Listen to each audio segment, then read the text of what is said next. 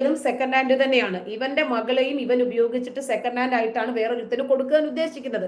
കാരണം ഇവരില് കൃത്യമായിട്ട് നടക്കുന്നതാണല്ലോ ഇതൊക്കെ.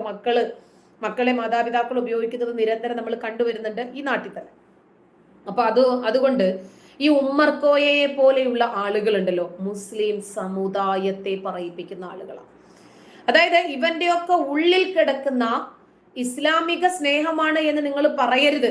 ഇസ്ലാമിനെ കൂടുതൽ പറയാനും വിമർശിക്കാനും നമുക്ക് കൂടുതൽ മറുപടികൾ പറയേണ്ടി വരാനും കാരണം ഇവനെ പോലെയുള്ള ചേറ്റകളാണ്, ഇവനെ പോലെയുള്ള തെണ്ടികളാണ്. അപ്പോ ലൈവിൽ വരുന്നുണ്ട്, ആവശ്യക്കാർ ബുക്ക് ചെയ്യേണ്ടതാണ്. ഇവന്റെ ഉമ്മയുടെ ബുക്കിംഗ് ഇവനാണ് സ്വീകരിക്കാറുള്ളത്. ഉമ്മർകോയ എങ്ങനെ ഇരിക്കും?